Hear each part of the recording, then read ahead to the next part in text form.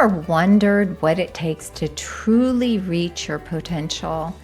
I'm really excited about a subject that keeps popping up on our radar, and that is the idea of self-improvement or self-development. Today's episode will delve into self-improvement and why it's a vital aspect of human experience. This is Lessons from Living. I am your host, Beth Graham. Welcome. Self-development is not just a trend, but a lifelong journey that many people seek. Did you know that searches related to self-improvement have increased significantly over the last few years on platforms like YouTube? In fact, maybe you are one of those people. Millions are actively seeking ways to better themselves daily. There are so many different directions and shapes that this can take. Perhaps you're feeling like you just want to expand your horizons or try new and different things. Maybe you want to become particularly competent in a specific field. Whatever the reason our paths have crossed today, I hope you leave inspired and motivated to pursue next steps. That is my goal for you today. Why do you think self-development has become so important to many people? I believe that God designed us to desire improvement. If you think about the way we develop as human beings, we aren't born into one stage in which we remain the rest of our lives. Can you imagine an infant being born and then staying that way indefinitely, not talking, not walking, unable to eat, the vast spectrum of goodness that God has given our world, unable to improve intellectually or physically? No. On the contrary, by 6 months, a healthy infant often doubles their birth weight, and by 1 year, they might triple it. Newborns generally grow about 1 to 1.5 inches per month during the first 6 months. And by the end of the first year, babies typically grow about 10 inches in length. We know that head circumference of an infant is a significant indicator of brain development. At birth, the average circumference is about 13.5 inches, but it grows to approximately 18 inches by year 1. We're addressing just the physical changes here, but the overall picture is obvious. God did not create man to be stagnant and unchanging. He created man to have nearly unknowable levels of potential that we as humans have the challenge, and some would say the obligation, to tap into and explore. So if you're feeling this pull or compulsion to challenge yourself to become the best version of you, it makes perfect sense. And you're not alone. This compulsion is probably why many people are searching for deeper satisfaction in life and striving to achieve personal goals. Our quest for fulfillment as a human is a God-created condition that motivates us to realize our full potential. There are so many ways that developing oneself serves us as humans. Self-development can serve as a coping mechanism for dealing with stress, anxiety, or personal challenges. Research actually links personal growth with reduced anxiety and depression symptoms. Overcoming challenges during this self-improvement journey contributes to a more resilient mindset. And we know this every time you overcome a challenge, your overcoming muscles are strengthened and limbered. The next time you're challenged, you're even better prepared and probably more confident to boot. Depending on where you focus, self-development can enhance communication skills and emotional intelligence, benefiting personal and professional relationships. As we grow, we better understand emotions in ourselves and others too. We're able to navigate conflicts more effectively. As a result, better relationships are fostered. At the workplace, learning new skills can open doors to new job opportunities or promotions. Better communication and interpersonal skills there can lead to stronger professional relationships.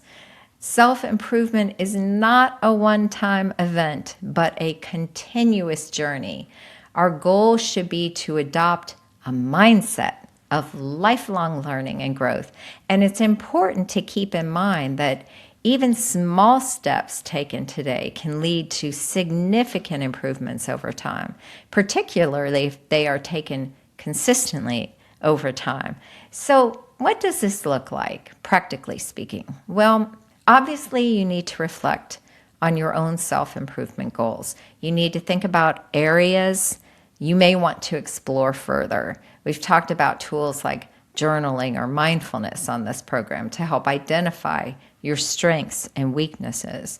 I always encourage folks to reach out to trusted friends, family, or colleagues for an objective perspective. Sometimes they see things in you that you fail to see in yourself. I've probably told this story before, but when I was tiny, my dad gave me this beautiful pink, of course pink, cross pen and pencil set, and on the tag inside the box he wrote, "For my little author." I still have it.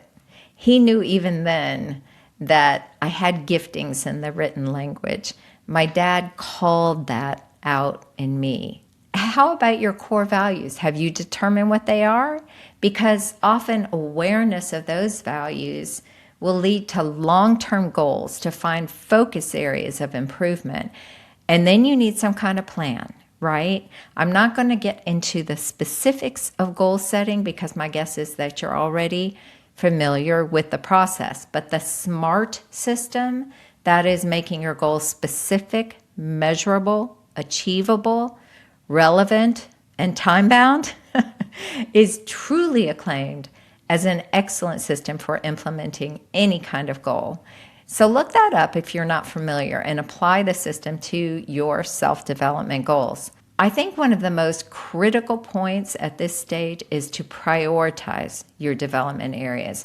After all, you can't work on improving every aspect of you at the same time. So your priorities might be based upon urgency, importance, or personal interest. Say you want to get into a particular career for which you know you have holes in your knowledge. Well, that self-development probably rises to the top because this is your career and how you pay the bills. So you'll focus on improvement in that particular career field first. I often educated my children as a homeschool mom by allowing their personal interests to determine the direction their education would take. So if they were laser focused on dinosaurs, for example, we would read every book in the library on dinosaurs. We would write about dinosaurs. We would count dinosaurs for math. We would paint dinosaurs to learn their shapes and relative sizes. We would become as developed as dinosaur connoisseurs as it was possible to become. And then their interest would shift and we'd start developing their education in another direction.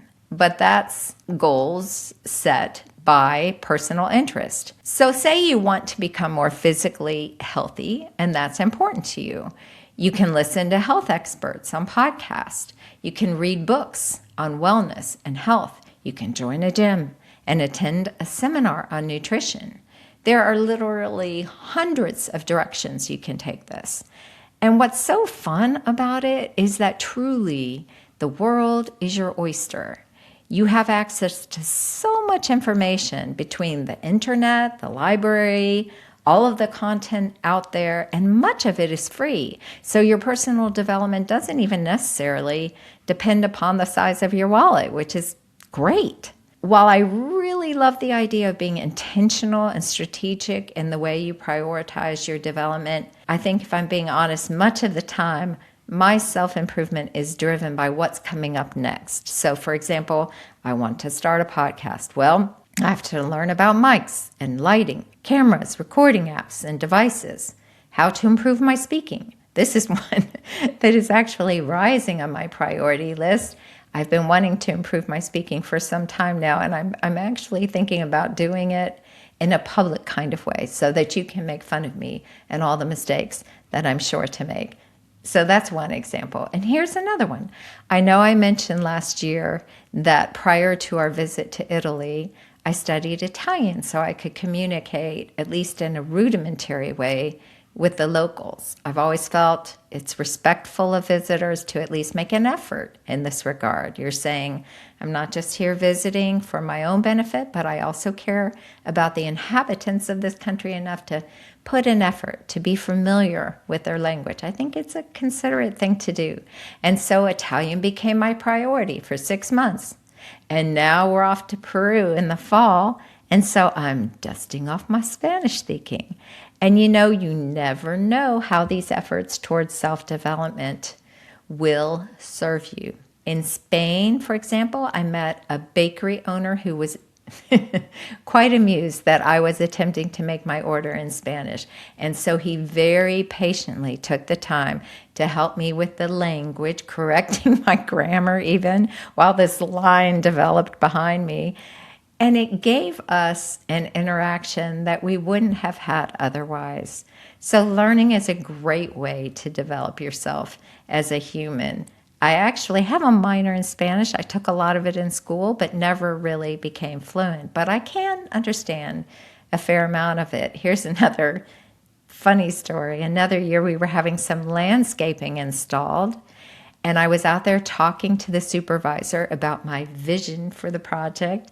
And one of his laborers, who was working at the time, said to another one of the guys, "Esa mujer está loca," which you might realize means, "That woman is crazy." And I whipped around him and said, "I am not."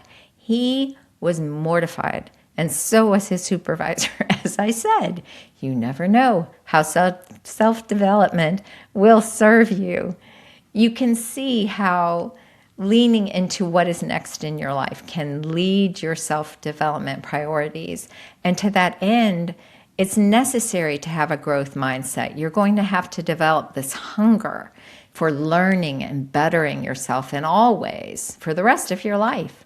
You're going to have to learn to reframe failures like my speaking snafus as opportunities for learning and personal growth. And you might need some support to keep you going. Maybe accountability partners, mentors, coaches, others who are also walking a similar path. I have a podcast host buddy who I only know through podcasting, but we connect quarterly or every 6 months to check in, see how each other is doing, share tips and ideas, and encourage each other to keep going. That's super helpful. So wherever you are striving to improve, there's probably someone in that lane who you can develop a relationship with. I'd like to give you a couple examples of people you probably are familiar with who have utilized the power of self-development to truly reach their potential. I think most people are familiar with J.K. Rowling, one of the best-selling authors of all time. You may not know that before her rise to fame and fortune, she was a single mother, living on welfare and was even homeless for a time. Her first book was rejected 12 times before a publisher recognized the value in it. And even so, she was committed to progress and improving her craft of writing. I love this Rowling quote. "It is impossible to live without failing at something unless you live so cautiously that you might as well not have lived at all, in which case you fail by default." Isn't that great? Tony Robbins is a renowned life coach, author, and speaker, empowering countless individuals to reach their goals. But that's not where he started. His history involves financial difficulties and family struggles. Even so, he dedicated himself to personal development and motivational speaking. His commitment to education and self-improvement led him to the place where he is today, teaching others to become their best selves. I think it's important to remember that self-improvement is a continuous journey rather than a destination. Transformation is always possible, regardless of your starting point. But Rowling and Robbins didn't become self-actualized overnight. They were consistently striving to improve, and you can too, by taking small, actionable steps toward your own personal growth. And yes, you'll encounter obstacles along the path, but you'll also find myriad opportunities for learning and fulfillment. And this is really where the fun part comes in to me, because as you put yourself out there, take risk, and work consistently toward your goals, more opportunities will become known to you. It's almost like God saying, I'm going to honor your effort and give you a smorgasbord of options. Who doesn't want that? So have the courage to take one small step today. It might be setting a new goal, or reading a book, listening to a podcast, or seeking out a mentor. And remember, just like Rowling and Robbins, you are capable of creating your own success story. Embrace the journey. Make those small changes today. Be consistent and witness how they can lead to monumental transformations in your life. I look forward to hearing about the path you are on to self-development and fulfillment. So please be in touch, and be sure to share this episode with someone who might need a little fire lit under them to get them on the path to improvement. You know the people I'm talking about. I think we'll stick with a quote from Tony Robbins today. The only limit to your impact is your imagination and commitment. Thanks for being with me today. I love you guys. Go out and make it a great day.